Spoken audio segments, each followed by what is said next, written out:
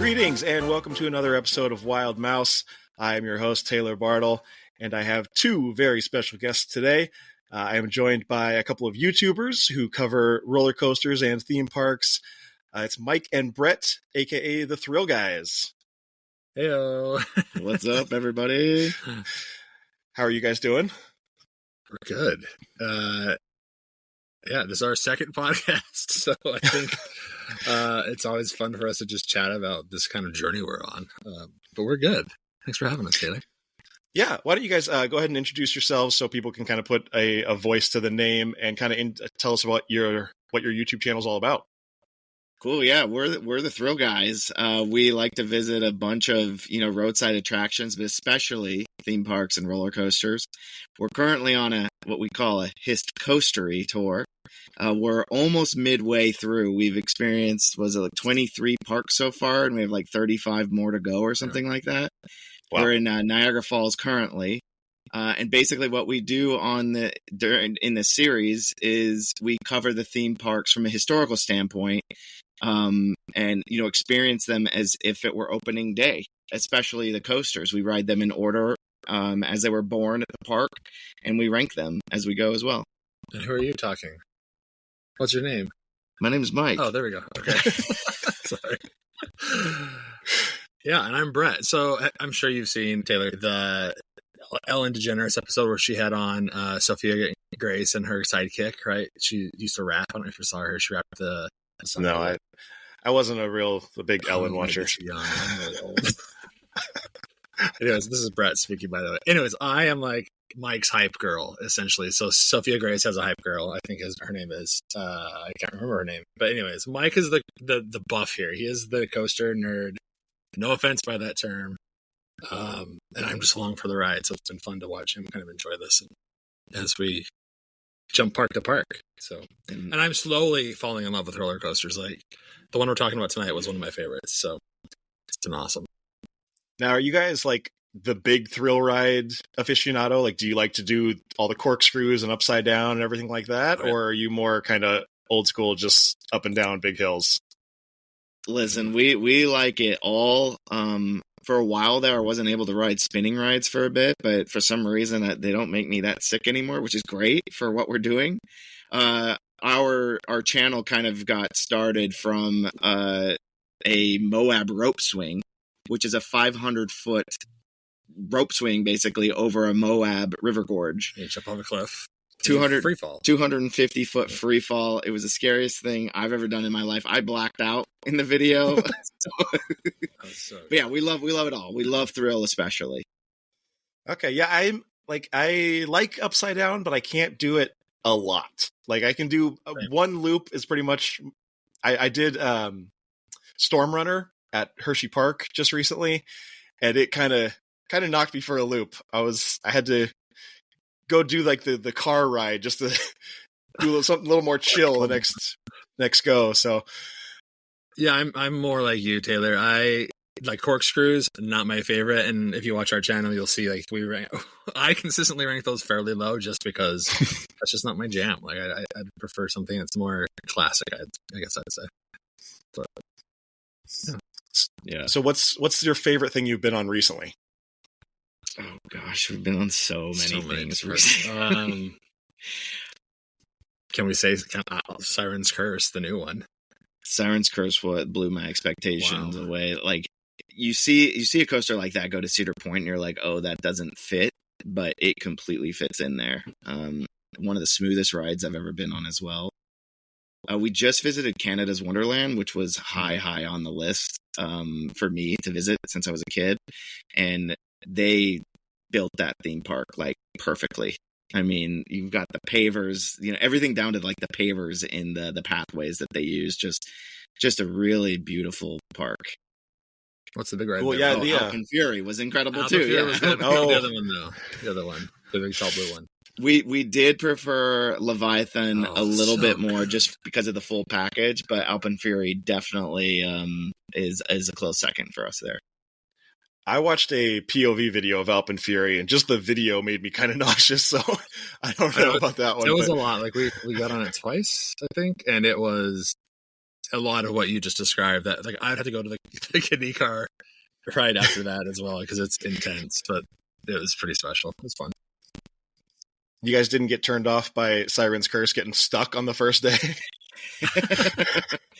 Listen, it is an unnerving feeling when you are being tilted there, knowing that just brakes are holding you or whatever other braking mechanism is under there. But yeah, that thing is. The best thing about that is actually the soundtrack, which I've had onboard audio before, but nothing like this. Like it really makes that ride. And it just fits perfect because it's sitting right on the water. Like it's awesome. It's like it was a fun experience. The brake run pulls into the marina there, so you're looking at all the boats there in the harbor, and there's just seagulls like surround sound in your headset. Like they've really done a great job creatively with that thing. That's pretty cool. All right, well today we are discussing an older roller coaster. This is located at Kings Island in Mason, Ohio. It was originally built in 1979, opened April 14th, and it is the Beast. The Beast. And I mean, you look at this thing. Why do you say that? Oh, there's so many opinions on it. Like, as we've been doing our research on this, it's so fun to see the opinions. And we have our own, obviously. Yeah. I'll be curious to hear more about that. Yeah, I mean, you look at this and it's obvious why it's called the Beast, because this is just a monstrous coaster.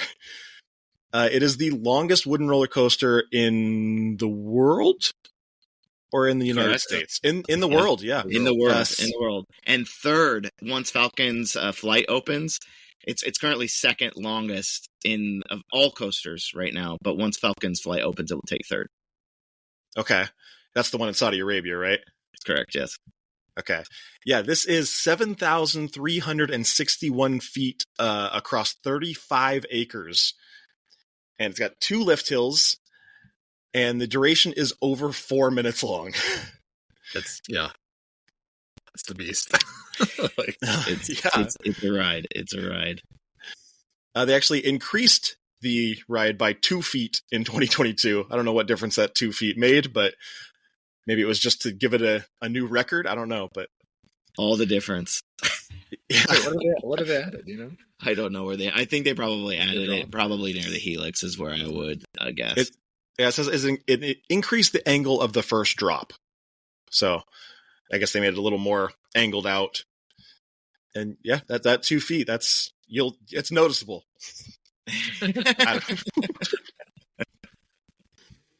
But so in July of 1978, Ruth Voss, public relations manager for Kings Island, issued a press release saying that they were going to build a new roller coaster. But at this time, there was no details.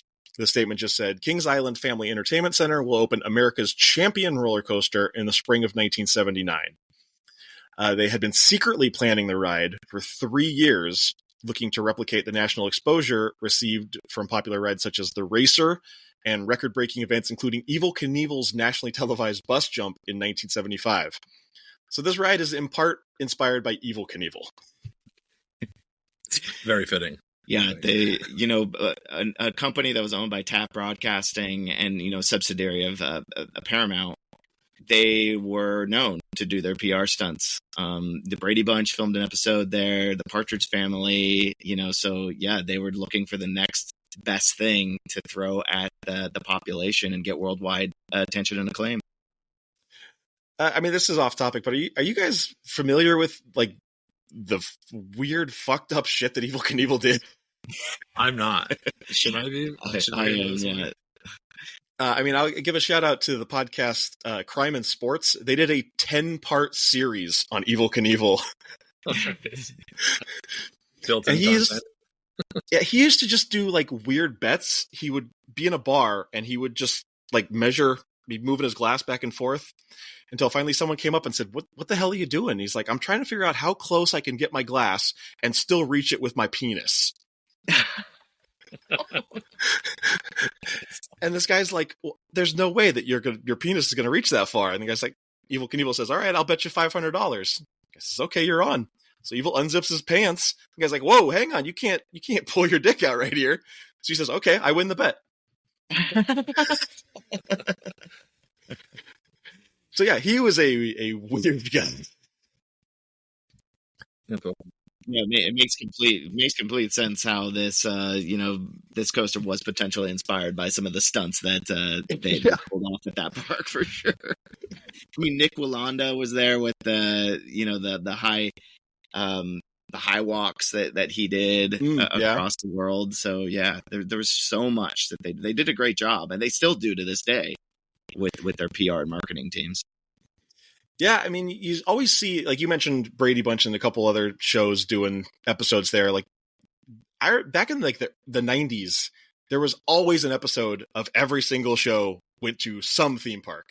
You know, every TGIF show went to Disneyland or Disney World. Like, those were the best. The good old days. I remember recording those episodes on VHS so I could just watch them over and over. And mainly just for like the ride portions. And I'm sure a lot of people listening have done the same thing where they would literally just watch that section of the shows because we love our rides so much. Well, and the crazy part is they wouldn't shut down the park. So they would just be like recording around people. So you could very well just see yourself in an episode of Step by Step or something. Like, that'd be your dream. They still do that. I was really fortunate at my last job that I worked at to film an episode at Walt Disney World, and we got to be there overnight, all night long. And I just remember walking down some of those streets without anyone there. It's just so special. I can only imagine. Yeah, I like to do the Halloween party at Disney just because it's less people, and then all the kids, you know, go and do the trick-or-treat trails and stuff. So I'm like, okay, no line. Yeah, it's one of the best.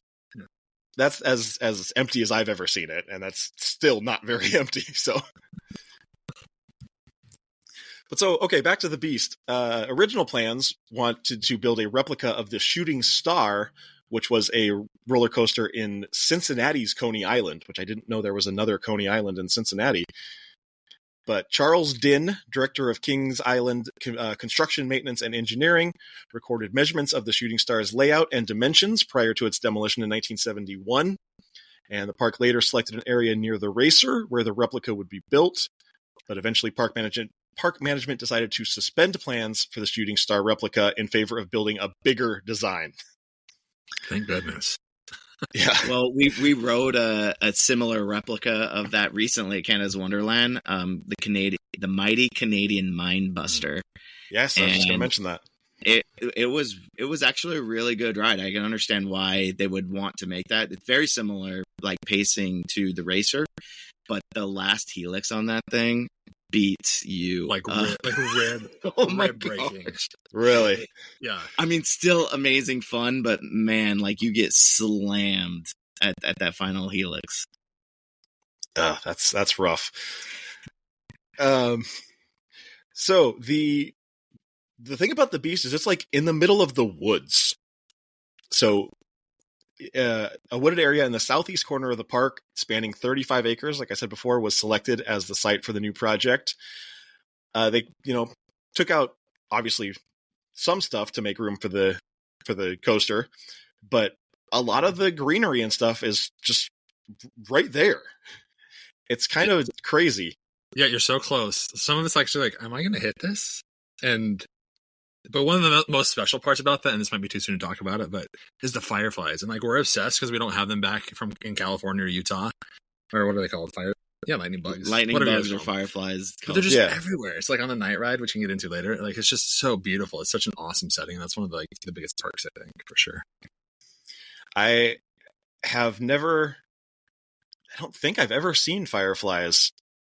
Because I'm up in Washington, so we don't really have them out here either. Yeah. If I have seen them, it was back east somewhere, I'm sure, but I can't even think of a time when I ever saw them. Like all our friends that are from the Midwest are like, "Are you kidding me? Like it's like a fly." No, it's freaking beautiful. It's just, anyways, it's pretty special to see those. Yeah, so they decided to utilize the landscape as opposed to leveling it in order to save money, but also to create more investment in the layout.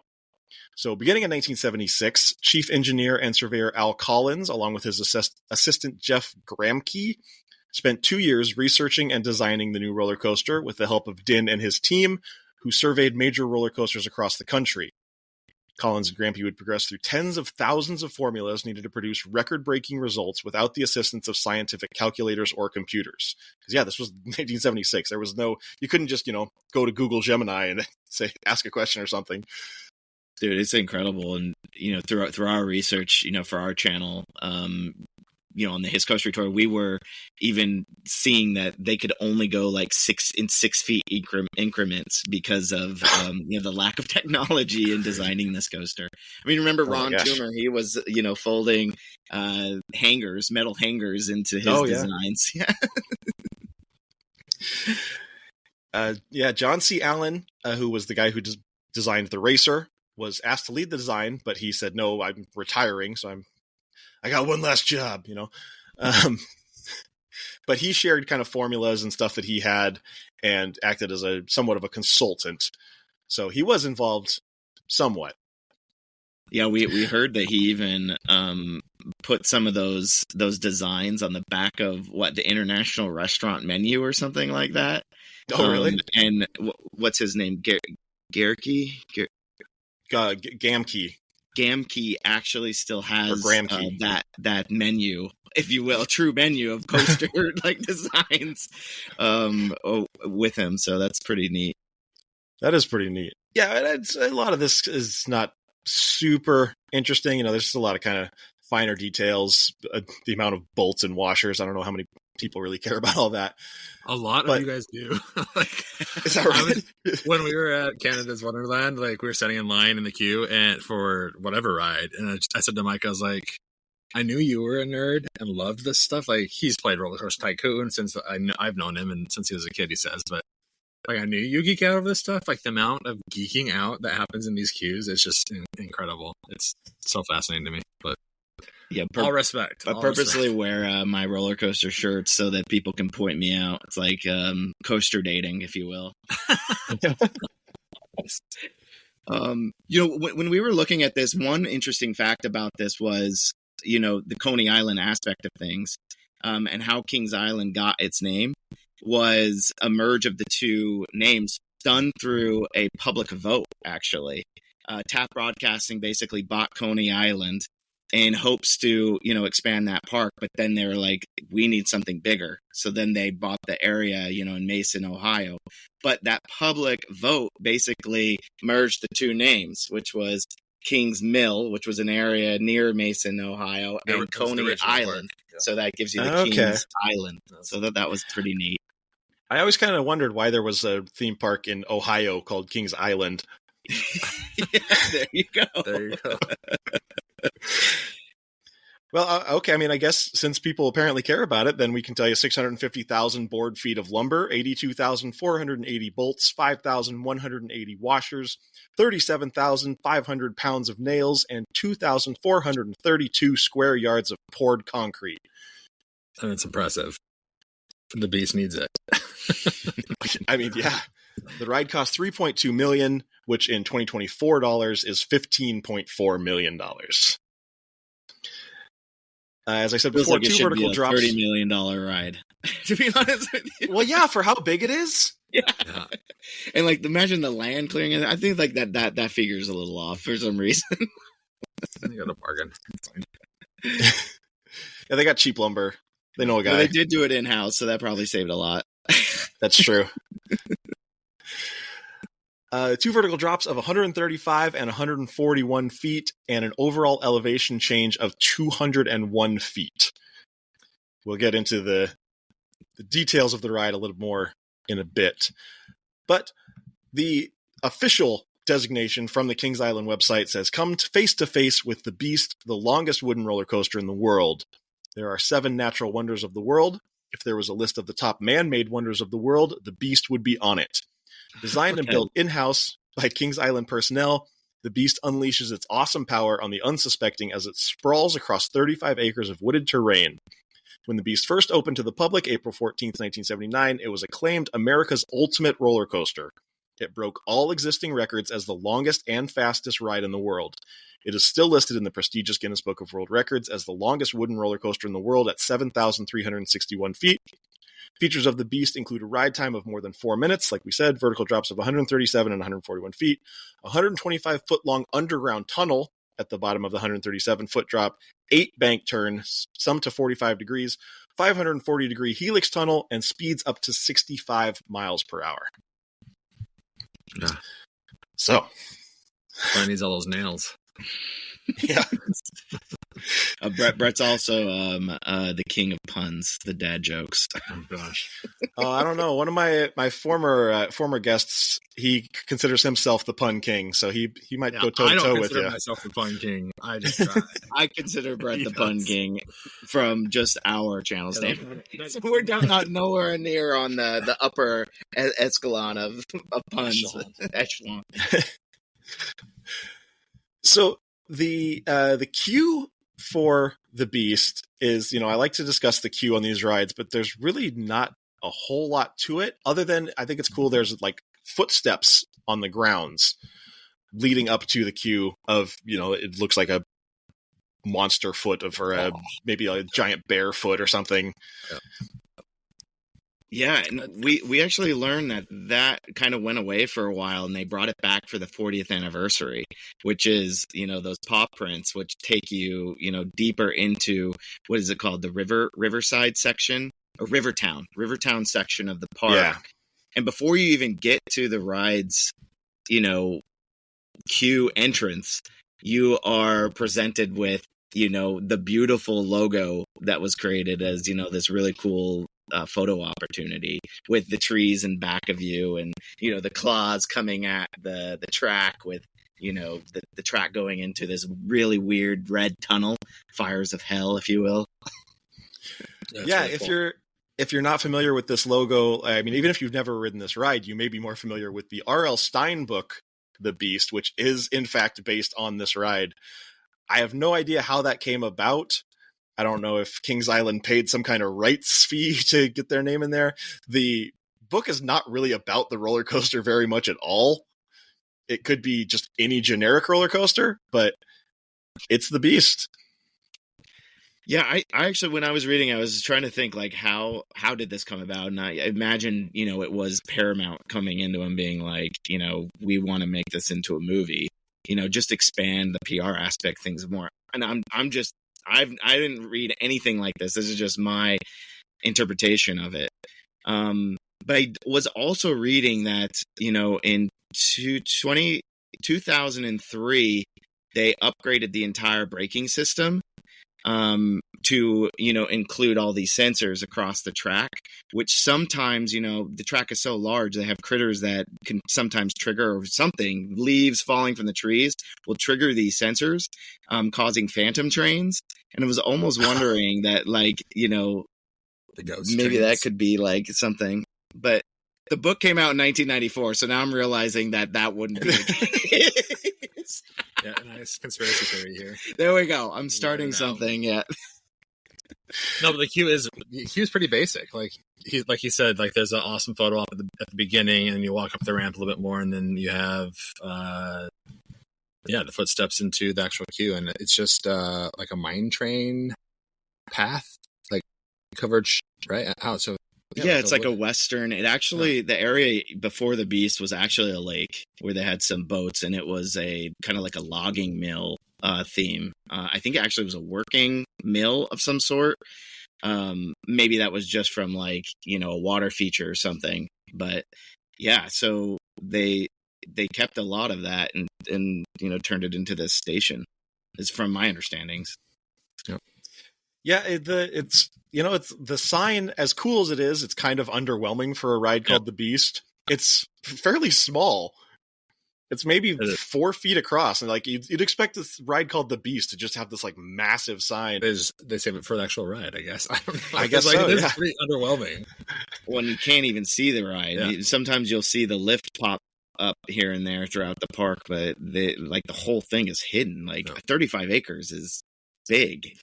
Yeah. And so you follow these paw prints, you go through, it says King's Crossroads Mining Company. And I would like to talk more about the queue, but literally the only video I could find of it, the guy uses a fast pass. So And we did too, so we don't have a lot of information on it, unfortunately, because we're on a time crunch. But from what we could see, when we did the night ride, we were there longer. We could kind of look up and see the queue, and it looks like what you would imagine a mine train kind of being built on, with like the wooden slats with like the old rickety coverage, right? Like, and that's it until you get to the main building, and it's all built at, like, it looks like a mine train house, right? I mean, it's interesting that you say mine train, because the original theming of this actually was going to be a mine train, even with like a headlamp on like the front head car, which at some point was killed to the cars that we have now. But yeah, so there you go. Yeah, when you get to the main building, it's very kind of, roughly put together. It's all these planks, and they're not really lined up over the doorway and stuff. So yeah, it's very kind of old and rickety looking. Yeah. Obviously not actually old and rickety, but have you guys seen this thing? Apparently there's like a lucky banister in the queue. No. There's like a wooden handrail, and it's got a big knot in it. And I saw somebody on Reddit say if you rub the knot, it's good luck. Oh, shoot. We missed that opportunity. This is what you miss using the fast lane. I guess We're going to have bad luck the rest of our lives. That's right. I did notice you go around a corner through the queue, and there's a big, giant building that says Slaughterhouse. Is that another ride, or what is that? Yeah, that's part of their, I don't know what they call it there, but their horror fest, like their Halloween event. it's one of the haunted houses. Yeah. Is that always there, or am I just watching a video from October? Yeah, it's always there, but I think that it just like any other haunt, they bring new haunted houses there. So I don't know if it's always been the Slaughterhouse. I doubt it. One thing in my research did show that there was 4 queue houses at one point, and now there's only 3. So that was kind of interesting as well. Oh, I wonder why. Yeah, I don't know. Maybe just the lines aren't as long as they used to be. I don't know. Yeah, I don't know. But yeah, you get into this queue house, and there's signs that say, this one's cut off. Something escape the wrath of the beast. Do you know what that first one says? I don't, but I know that there's a ton of signs that showcase, the elements of, or like the historical facts and statistics of the beast. And once you get into the station, I do have a really cool slogan that they use across all the trains, above all the trains. But I don't know what you're referring to exactly. Okay. But so the ride vehicle, it's what, 3 different cars? 3 different colors. Yeah. Yeah. And it's got that big but beautiful beast logo on the front. Yeah, and the original colors were what they are today, but they weren't that way all the time. For a while there, they were just like yellow trains or red trains, but for the 40th anniversary in 2019, they brought back the original color scheme, which was the first 2 cars are red, the next 2 are orange, and then the last 2 are yellow, and it's supposed to resemble a fireball flying through the forest. Interesting. So what's the fire references? I don't know. And when I was looking at the logo, I'm like, oh yeah, there's that red tunnel, but what is that there for? I don't know. And, as you mentioned, the marketing head, Ruth, when she was naming this, they kept just saying like, this is a monster of a project. This is a monster of a project. So that's when she brought to the table, why don't we call it the Beast? I mean, yeah, it's fitting. Yeah, all this fire iconography just makes me think of Dollywood, but nothing about this ride screams fire other than that little part of the logo. And I guess the cars are meant to invoke fire, but I don't know why. And maybe it could be one of those things where they were throwing all these ideas at the board and like certain things stuck. Like maybe it was going to be called Wildfire at some point. I don't know, Yeah. The shooting star. There you go. There's kind of like a cannonball reference. I don't know. Yeah. So you take off and you start out pretty slowly. You just kind of coast along around a corner. You go under a little covered area. Of course it says keep hands and feet inside the vehicle at all times or whatever. And then finally you get to the first big climb. And this is a big climb. I'm not sure if this is the 137 or the 141. Do you know which one's first? It's the smaller one, which I found that surprising. But before you continue, I wanted to tell you what that slogan was above the trains. Oh yeah, this is really fun. It's done in sequences almost every single. Yeah, it's over every single train. So, sorry, every single car. So it says, "Ignore the screaming. In the woods, everything is fine. Last chance to escape. The wrath of the beast." Okay. And it's kind of split into, different sections above each car. It's almost like every car has its own, like symbolism, if you will. And another thing, too, that is one of the coolest sounds of any coaster I've ever heard is when they release the lap bars, it does it in sequence, in succession. It's like, all the way towards the end of the car. It's just the coolest sound ever. And like, once the fireworks go off for the night rides, like that's the first thing you hear when they're about ready to reopen the line, and everyone just like freaks out. Like it's like the sound of the beast. It's really neat. So, yeah, it's a pretty historic sound when you get to that loading house. Yeah, but yeah, like you said, it's a very slow start, tire driven, and then it goes through the roundabout. To the right, there is like that mining facade. And of course, the transfer station or switch track is to the left. And then when you go up the lift hill, which is the shorter of the two, you said it was 137 feet. It's taken very slowly. And I think they do this intentionally because they want the timing of the block brakes to match up perfectly for when the next train passes you as you're dropping off the drop. It's the coolest effect. So I think that's why they do it. And then, of course... we assume so because every single time we rode it, the timing was like we crossed the same time every single time. So it has to be that. Okay. Is that image of like the people on the roller coaster, then there's the skeletons going the other direction? Is that from this? I haven't seen that one either. I don't know if it's from like an R.L. Stine thing or... But I've seen it so many times.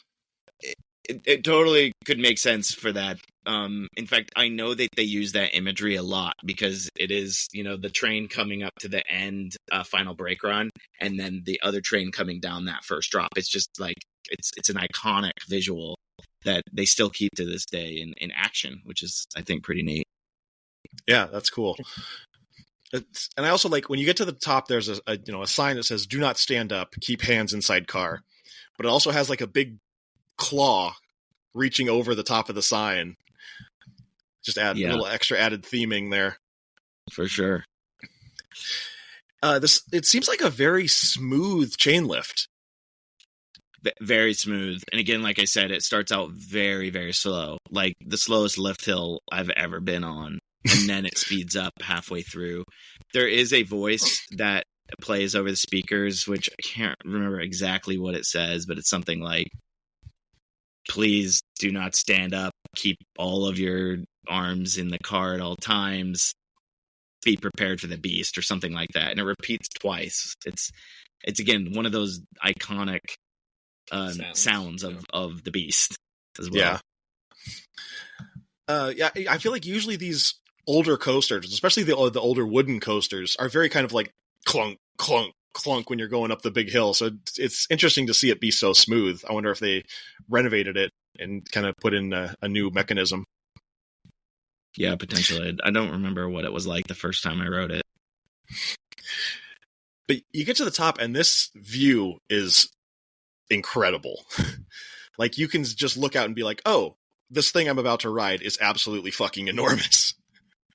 Yeah, and most of it you can't even see too. So it's like, where am I going? Where am I going here? Yeah. Yeah, there's still so much of it that's hidden in the trees. There's even like, it looks like there's one tree just kind of sticking out of the middle of it. And so, of course, you got the big drop and you immediately go through a tunnel, but this one's a very short tunnel. And then you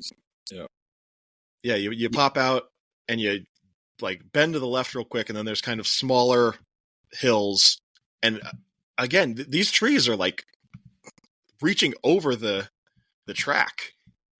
It's super neat. And I think we're gonna get to like what's special about the dark ride. I guess we could kind of talk about it as we go, but I mean, imagine diving into in that in that ravine drop that you're talking about after the sweeping left turn from the first drop. You are literally dropping into darkness, and all that you can see is the trees silhouetting the sky, which is just a tad hint lighter depending on the moon, where the moon is, than the ground that you're diving into. It's crazy. One thing too, the lift hill is 110 feet, and we talked about the use of terrain and the building just to keep costs down, but also to keep the ride more interesting. The first drop is 100 and was it 35 feet? So you're not even going up 135 feet there. You're dropping down into the ground, into that underground tunnel. And I think there's even some branding on that tunnel, but I can't remember what. It might even just say the Beast. I don't know. Like in this video I'm watching, it looks like it's covered. So I don't know if maybe they were putting it up or repainting or something. But yeah, it looks like there is or was something there. Yeah, I can't remember. It might have just been like the logo or like an elongated logo. I can't remember. I remember that. And then, yeah, like you said, it bangs to the left, and then kind of you got a couple smaller hills that you just kind of dip up and down, and then it bangs to the right real quick, and then it's not really a tunnel; it's just kind of a roof. Mm-hmm. And that kind of goes on for a while. That's much longer than that first tunnel. Yeah, and that's part of the original structure to the Beast. And I actually looked up why it is that. Although I think it's a really cool aesthetic, there was a reasoning for it, which was the types of brakes that they used, which were just a second. They were skid brakes, and skid brakes had to be covered because they were so temperamental to the elements. Oh, you can kind of see them there. They've been replaced with magnetic brakes since then, but that's one reason why that area is covered. So you actually break through there.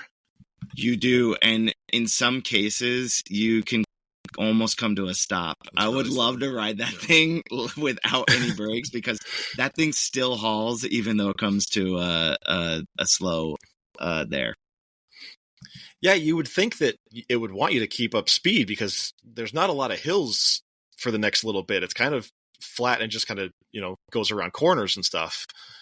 But it's not boring though. Like you are hauling through that. Like I can't imagine it without the brakes. It's like you have to have them. You do haul through that. And this is one of those rides that definitely rides better in person because, when I used to see POVs of this, I actually went to the mall once as a kid. And in one of those motion simulators, they had the Beast there. Oh, no way. Which is crazy. But like you ride a POV online, you're like, whoa, like this kind of just, meanders through the woods, through these turns and tunnels. It doesn't have like crazy big drops, but it still just produces just an incredible ride. Yeah, I mean, I've never ridden it, but just watching the video, it does almost seem like you're just kind of like, okay, now we're coasting along, and you're just kind of waiting for the next thing. But yeah, it does go 65 miles an hour, so you're moving, and you can feel it. Like, I mean, those are some good turns. I don't remember once being bored on this ride. And it's that effect too, like Space Mountain, what does that go? 28.5 miles an hour, but because it's indoors and in the dark, it feels much faster. Yeah. The same effect is happening here with the trees. Like they're just zooming past you. Good point. Yeah. Yeah, and you get to the second tunnel, and like it's funny, just before this next tunnel, you can see like bushes coming through the bottom of the track. Yeah. They're everywhere. Yeah. And that second tunnel is really interesting because it is long. I mean, it's more than 180 degrees. It's not quite 360. So I'd probably put it at like 250 degree turn. Like it just goes on forever. But what's cool about this is once you exit the tunnel, like you still can't see the track where you just came from, even though like it's, kind of like countered right in front of you. How do you mean? Sorry, I think I understand what you mean. Yeah. So you go into the tunnel. It's about a 250 degree turn, right? So when you come out of the tunnel, you're almost, kind of hitting the track that you just came to. Oh yeah, you're like facing it. The forest is so dense, you can't even see the track in which you came from before the tunnel. Gotcha. Yeah. And like the only light, there's like a little light coming in through some slats in the walls, but mostly the only light is coming from the bottom, coming from below the track. Yeah, and I guess, imagine that at night. It's pitch black. I was just going to say, you guys keep talking about these night rides, and I'm just picturing going through this one and not being able to see a single thing. Nothing. And it's cold because it's underground. It's a cold tunnel, always. So that's pretty fun, too. Oh, this tunnel is actually underground? This one's partially underground, just like the first tunnel from the first drop, yeah. Okay, that's pretty cool. So you come out of the tunnel, and what's it like when you first come out of that tunnel? Do you just get blinded? Yeah, pretty much. Well, it's just sensory overload because you're hauling, you're going 60 plus miles an hour. It's loud as hell. It's so loud. I had to plug my ears one time, and then it's just more chaotic. It's just chaotic, but it's like incredible. Yeah. Then you come out and just more forestry. There's the sun. Yeah. There's the sun. We always have our sunglasses on generally, so we're protected from that. Well, then it's even more dark in the tunnel. It's more dark in the tunnel. Yeah. Let's make our own dark ride. And it looks like you like really kind of pick up speed coming out of that tunnel. You do, and that's what I'm saying. Like, I can't even imagine this ride without that mid-course break. You just pick up more and more speed from this point forward. Yeah.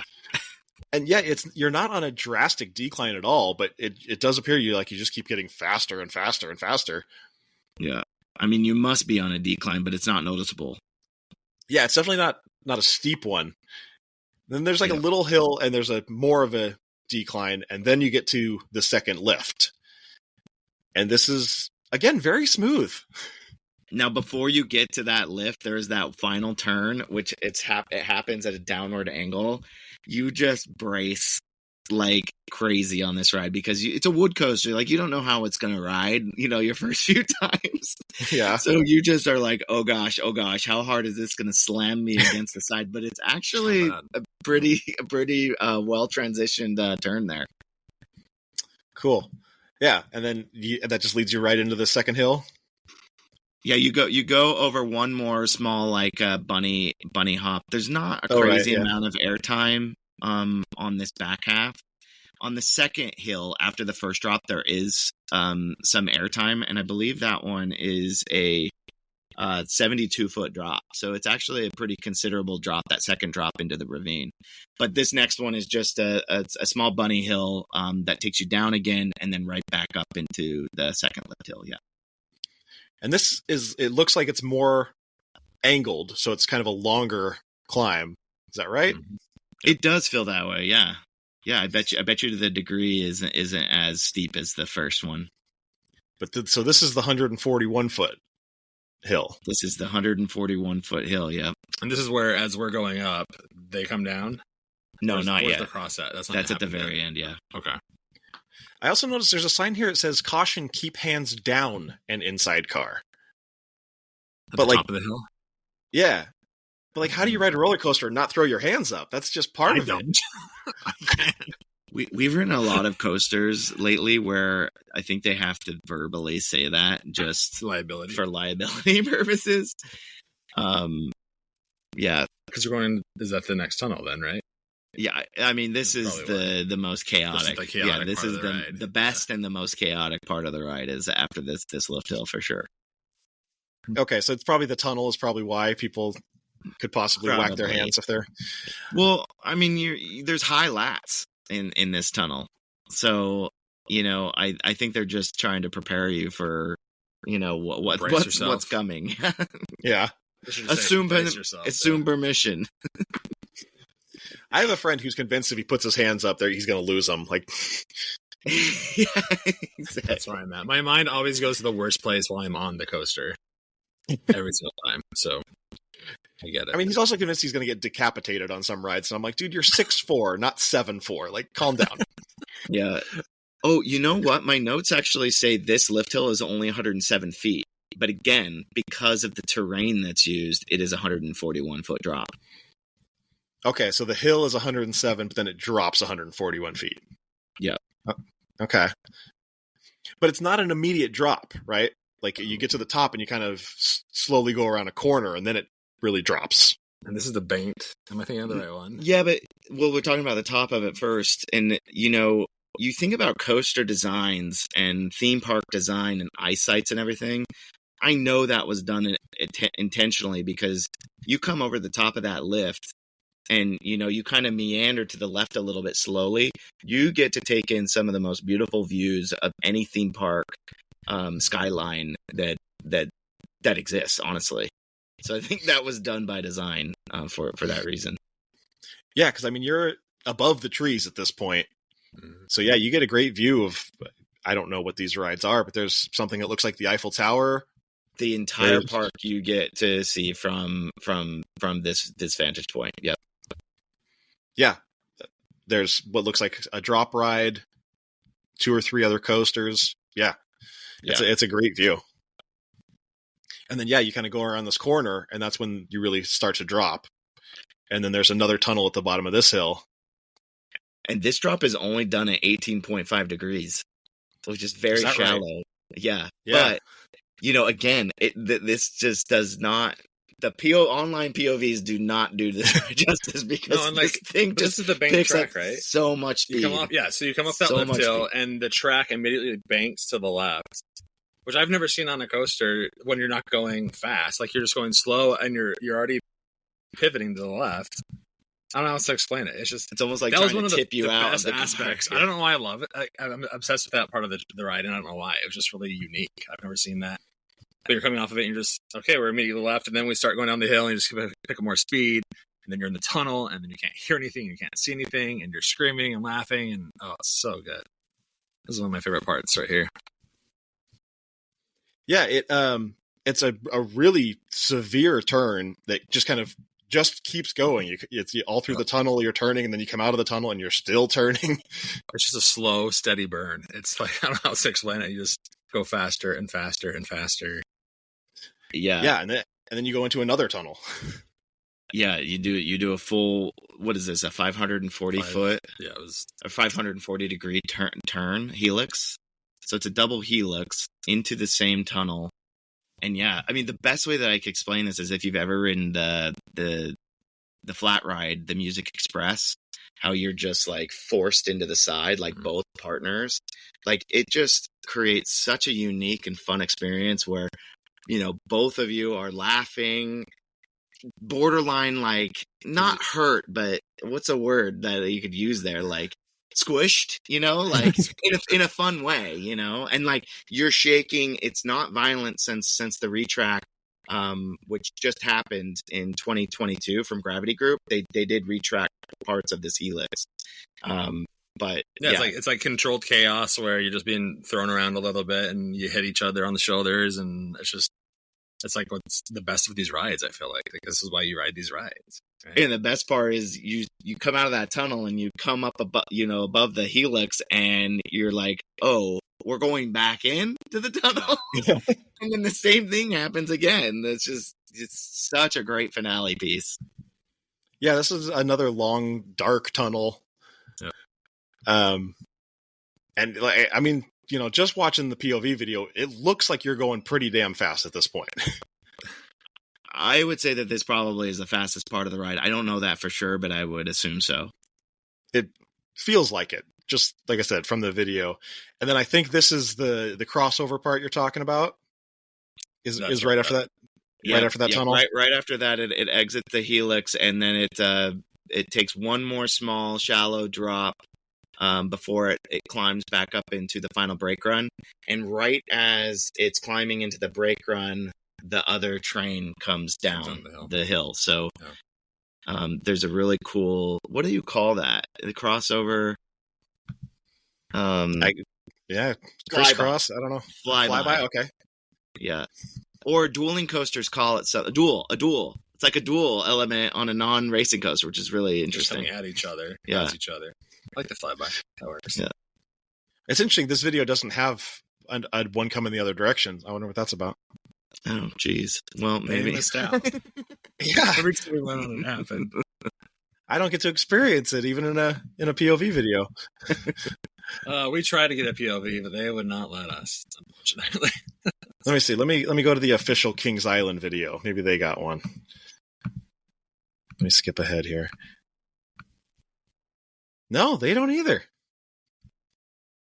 They must have been written it just for the video. Every time that we were there. Maybe you need to go to a non-official like media day one where they're maybe running multiple trains. I don't know. Maybe it only happens when they're running 3 trains. Which, imagine 3 trains running 36 passengers. I mean, at any given time, there's over 100 people on this ride, which is just crazy to think about. That's wild, yeah. Yeah, I wonder if these videos were just like a media day thing, so it's just one car going at once. Should be. Maybe I need to find one of somebody who like snuck on a GoPro. You said they wouldn't let you take a video? No, we have a one sheet that we send to every park for filming permission, and Kings Island didn't allow it. Well, that's rude.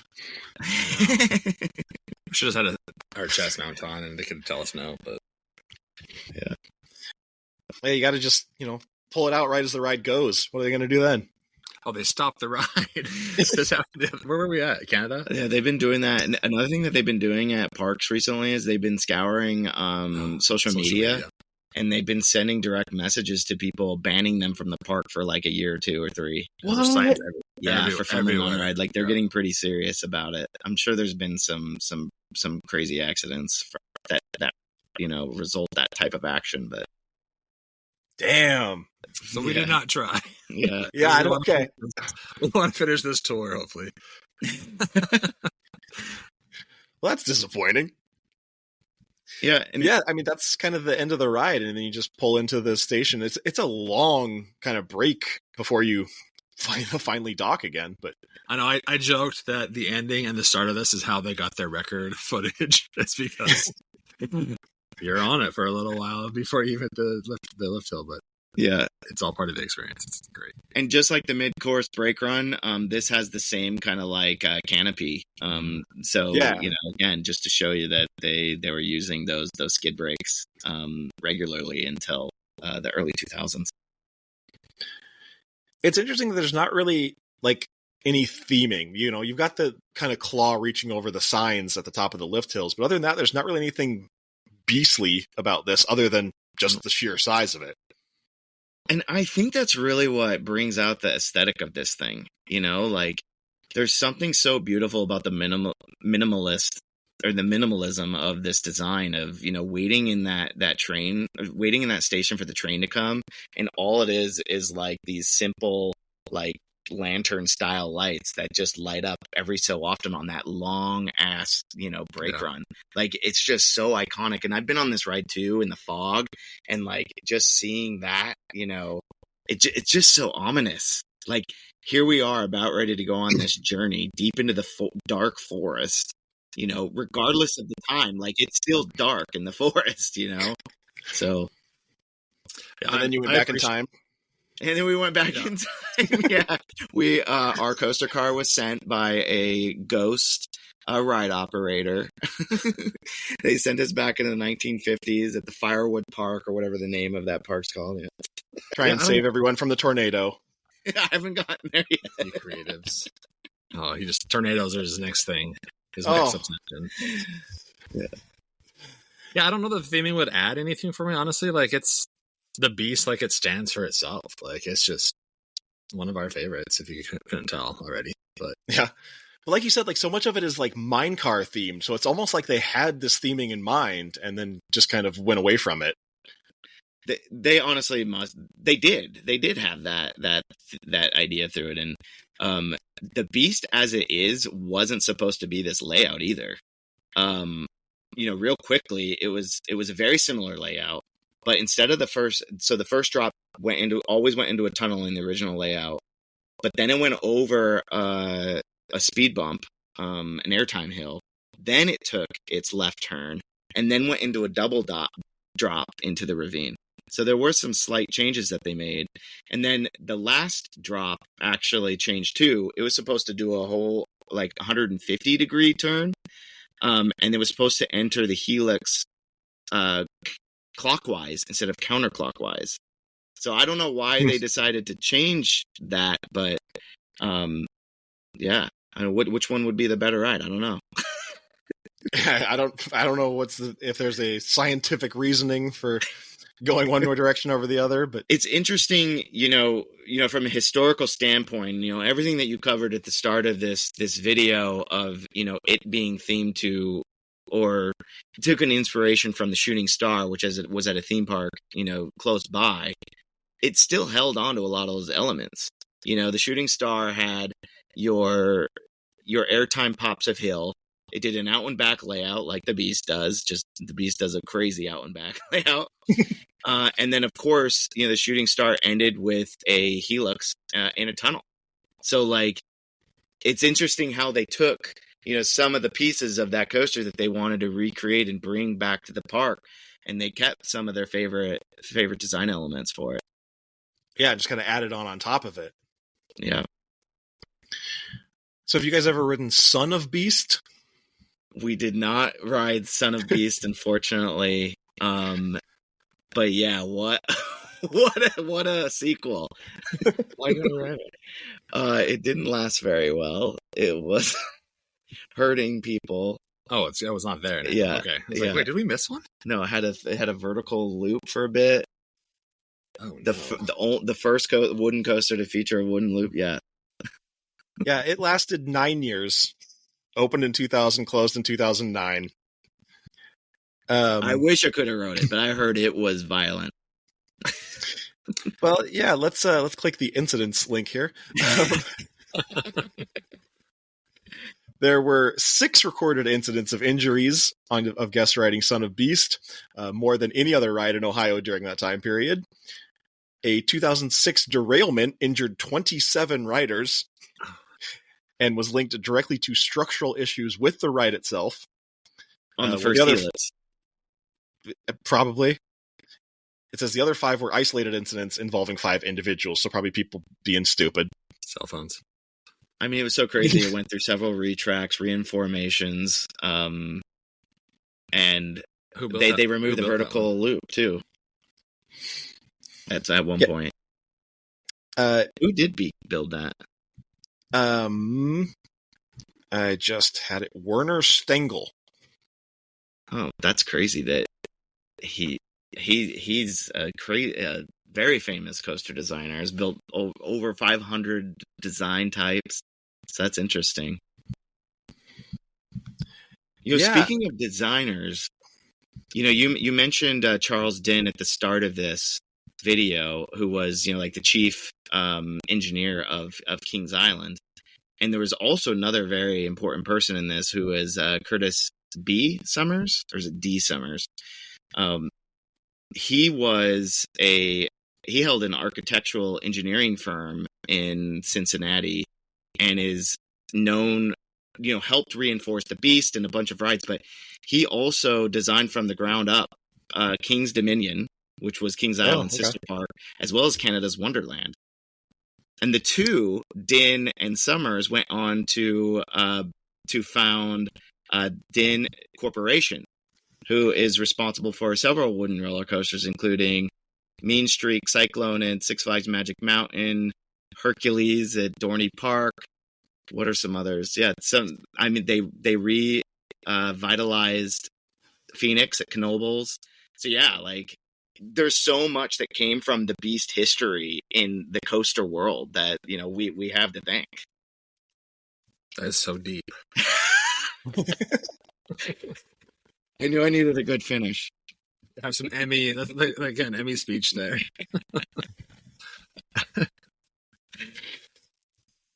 Okay. Any last thoughts? I mean, that is a great place to end. But do you have any final thoughts on the Beast? Listen, I've met so many cool people standing in line. If you haven't done a night ride on this thing, it's a must do. most of the time the night rides are kind of in an unfortunate time because they shut down the entire ride during the fireworks for 45 minutes until they make sure that the track is clear of any debris. I think the drones also fly over it. Yeah. So like you're just sitting there for 45 minutes, sometimes in the muggy summer, you know, just chilling with the biggest coaster nerds on planet. And honestly, I made some friends standing in line 2 nights in a row there. Randomly met up with one and then at Cedar Point later that year. Didn't even know he was going to be there the same time. And then two really good friends came out of it earlier this year too. And we still are chatting on and DMing on Instagram. It's crazy. That's very cool. The night rides are magical. It is known to have the world's best night rides. And I would have to agree at this point in my life. If you haven't ridden the coaster in the famous seats 14 and 17, which are basically the middle row of the last 2 trains, it is a crazy, I mean, it's not smooth by any means, but like for a wooden coaster, it's a crazy good ride. The non-wheel seats, right? The non-wheel seats, yeah. It does. Why are these seats so revered? Amongst the coaster community, I didn't know this until waiting in line, and they're like, I'm going to give up my 17th row seat for you just so you can experience. Like, it's that coveted. There's not a wheel under you, so you have a little bit more give, it feels like. Yeah. So originally this coaster, another really interesting fact before we get to that, was this coaster ran, I think it was 6 trains with 4 rows each car. I've never seen that. I guess Coney Island Cyclone does that. But that's the trains that used to be on this. But they removed them after a couple of seasons because it just was not right for the track. But what ended up replacing is the trains that are currently on it today, which are 3-road cars. And there's 5 of them. And in the middle of every car, and this goes for any coaster that is like this, any coaster car that has 3 rows in it, if you sit in the middle of any car, you're going to have a little bit more smoother experience because you're not riding on the wheels, which happen at the front or the back of it. Supposedly. No, it's not supposedly. That is fact. That's science. That is science. It is. And he said it to me, I was like, oh, come on, that's bullshit. And we rode on, I was like, oh, it's like a Barca Lounger. Pretty much. No, it was an improvement for sure. I would agree. Like the night rides are where it's at. Like again, I'm Mr. Skeptic. I'm not head over heels for coasters like he is, but I'm there for the ride and enjoy doing this with them. And that night ride was really special. Plus, we had the fireflies everywhere. There's nothing, and then you just see fireflies like whizzing past you or like hitting you on the forehead or whatever happens. It was awesome. It was so neat. What about front seat versus back? Honestly, any ride is incredible, but again, the magic seat. I would say the magic seat, a lot of people say 14 and 17. I was able to get into both. I would say 17 is my favorite ride area on that. I did ride a back row on it, and it actually wasn't that bad, not that bumpy. But yeah, 17. Okay. There you go. Insider tip. All right. Before we go, you guys want to go ahead and plug your YouTube channel and your social media and stuff? Well, wait. Do you know about the future of the Beast? The potential future of the Beast? I guess not. So a couple years ago, I think it was last year, the marketing team sent out a survey for the potential replacement of Vortex, which sat next door to the Beast. And one of the choices was for Beast 2.0, which is an extension of the current layout of the Beast, which would add another lift hill with a drop of 184 feet and a speed of 74 miles an hour, as well as an additional 2,640 feet of track, which would bring the coaster total track to 10,000 feet. Oh my God. Where'd you find this shit? This is true. They sent out a voting. Sometimes when you leave parks, they'll send out like a survey online, and that was one of the choices. The other choice was a 10 inversion infinity coaster. But yeah, so we might be seeing 2.0 Beast in our future. 7-minute long roller coaster. 7-minute long. Pillow. Yeah. But, anyway, thank you so much for letting us be here. We are the Thrill Guys. We're coaster fanatics. We just love anything thrilling. Even if it's not thrilling, we like covering anything that's interesting. But we're currently on a His Coastery tour. We're visiting over 50 theme parks this season alone. We have so much content. And like we said in our series, we like to cover the theme parks in a little bit more different vlog style, in that we experience the parks as if they were first opened for the first time, going through the timeline, through a historical standpoint, riding the coasters as they were born, and of course, ranking them. And we're having the time of our lives. We're driving an RV across the nation. We call it Stevie. It's named after my late father, Steven, who also had a motorhome. It's the coolest experience. Awesome. We've had years of planning and honestly more daydreaming, but the stars aligned, and here we are. And you can find us online anywhere at Thrill Guys. Yep. Great. Well, yeah, thank you so much for doing this. This was a lot of fun. And if you guys want to come back, you're always welcome. Sweet. Love it. We'd love that. Yeah, thank you. All right, and thank you at home for listening, and we will see you next time. Bye. Your attention, please. This episode of Wild Mouse has concluded.